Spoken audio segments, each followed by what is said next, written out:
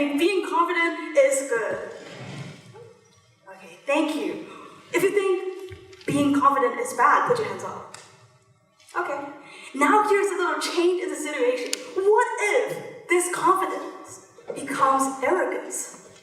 Raise your hand if you think being arrogant is good. Now raise your hand if you think being arrogant is bad. Thank you. That will be the end of this activity. See what just happened. I just forced you guys into picking a side, good or bad, positive or negative. But none of you asked me the most important question, yet the simplest question. What does it depend on?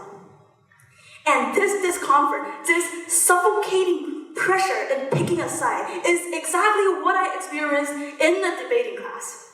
So, when I was a debater, yes, I'm no longer a debater anymore, but anyways, in previous debates, sometimes the opposing debater will use an irritating strategy. They will say, I am going to ask you a series of questions, and you may only answer yes or no. I don't know if it's just me, but I found it very annoying because it is almost unsolvable. It is obviously a design trap, and you'll be led to give the answers they already well prepared to refute you with. And you fell into a passive situation, and I hate losing. We're going to come back to this later. So, how do we do? Until my teacher taught me this trick. Oh, you're asking for yes or no? Fine, then I'll pick yes and no. Actually, I'll pick word itself in the yes or no statement. What I found very interesting is that people often give opposite rules. For example, you must have heard your teacher say, you should stand up and seize every chances. But they also say you should calm down because the tall puppies gets caught off. Same for your parents. They say, I think you should win smart and find shortcuts. But they also tell you that you should stay humble and down to earth.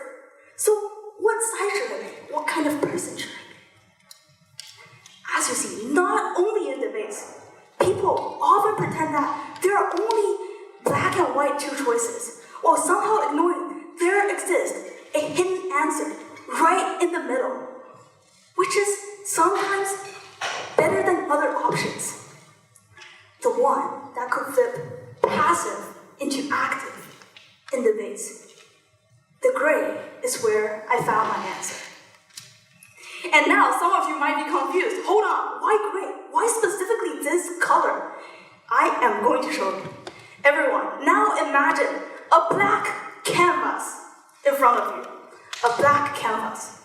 And if you struggle to do this, close your eyes and you'll eventually see one. Now, everyone got your canvas, okay. Now, try to add in some white. You start to see some pattern or some sort of art. I don't know, I cannot read your mind to see it directly. But there is one thing that I'm sure that none of you could see, which is shadow. Everyone, now look at the screen. This giraffe picture, after adding two similar but not identical filters, it looks completely different. Both of the picture after the filter is black and white. But what makes it so different? I simply just removed gray from the second picture to create the third one. And without gray, there is no shadow. And without shadow, there is no depth. There is no depth. A picture, a drawing, an art with no depth will be flat, will be lifeless, and so would your thinking. Philosophically, what I just mentioned is similar to what Aristotle described as the golden mean. The golden mean is the desirable middle between two extremes.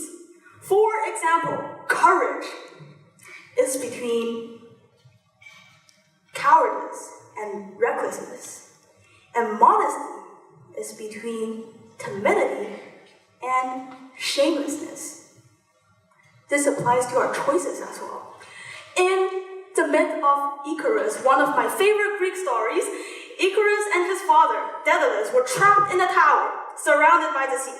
And to escape, Daedalus created wings made by wax. And he warned Icarus, you must fly in the middle course. Why? Because flying too low, the seawater will weigh down his wings, and flying too high, as I just mentioned, the wings are made by wax. It will be melted under the sun. Icarus ignored the balance. He got overexcited, and he got punished by the sky, which led to his fall. Of course, I am not going to say that moderation is always the answer, the correct answer, as the middle is not automatically superior. And this is not a go to mean hype session. I would not say that the middle is always the best, but you have to admit that sometimes the gray would provide another possibility, another choice, an alternative perspective where the world insists there are only two choices. As the writer F. Scott Fitzgerald said, the test of first-rate intelligence is the ability to hold two opposing ideas in mind at the same time. Yes. And knowing this concept is easy. Applying it in real life is another matter. Take me as an example. I just said that I hate losing. And that's the reason I quit debate. So for the longest time, I believed that the world, there only exist success and failure, two options. So when I was running student elections, when I was preparing for an exam, when I was writing an assignment, I told myself, if I win, I am capable, but if I lose, I am a complete loser without a future. I know many of us have been there. And so I responded in two equally unhealthy ways. Sometimes I would drive myself obsessively.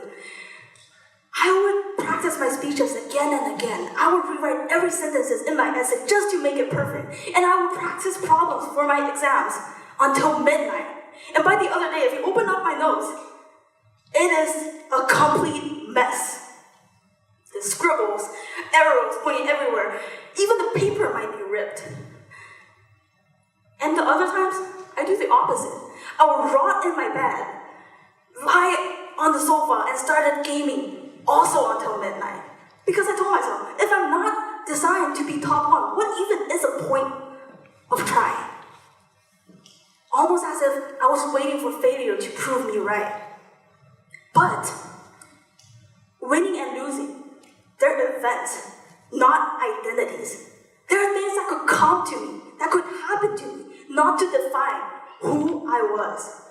This is a callback to Ryan's speech. No one deserved to be labeled by this. Yes. And, yeah.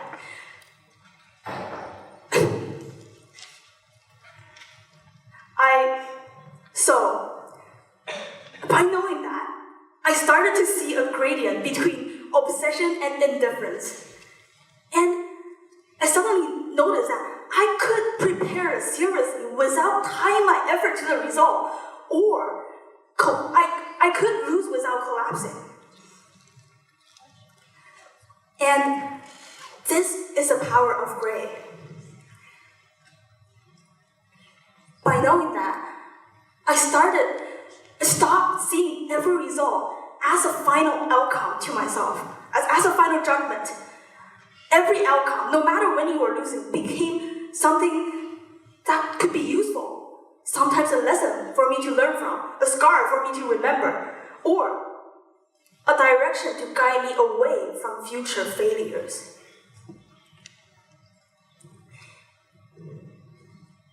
And people sometimes would oversimplify balance. Oh, you just pick 1.5 between 1 and 2. It's so easy. I already understand everything. But since when did life ever provide us choices so neatly labeled as 1 and 2? Most of the times, we're not even provided any option. think about how your parents talk about your future.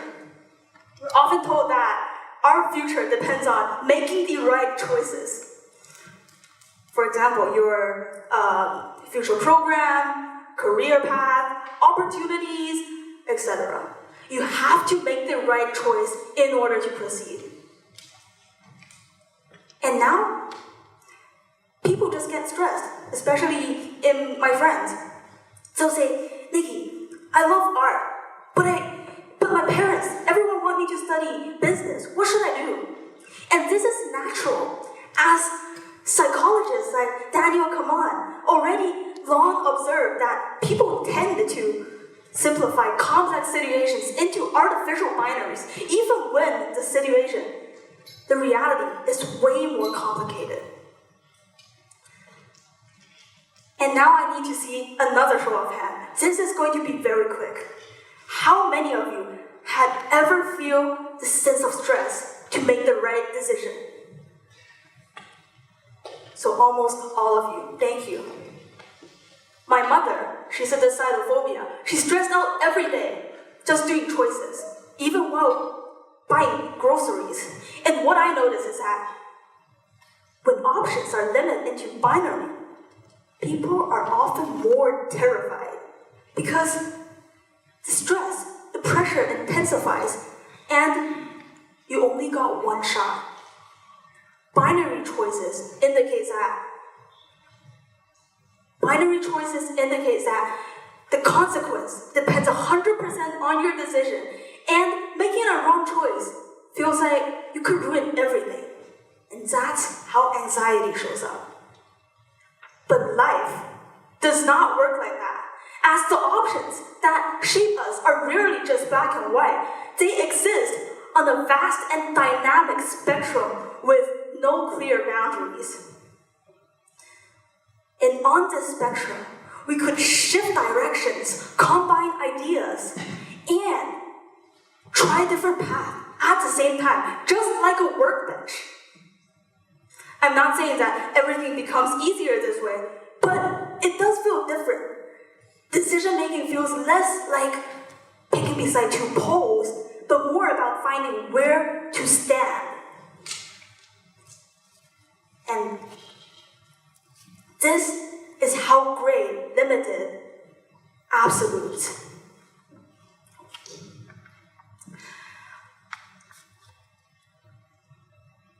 And this is how great limited absolutes. And now, in this spectrum, we think, we feel, and we act.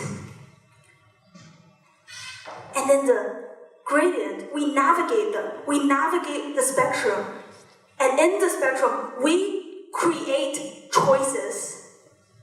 So next time, when people ask you for ideas, oh, is it good or bad? Maybe your secret weapon, your real power lies in asking, is choosing the only option? Thank you.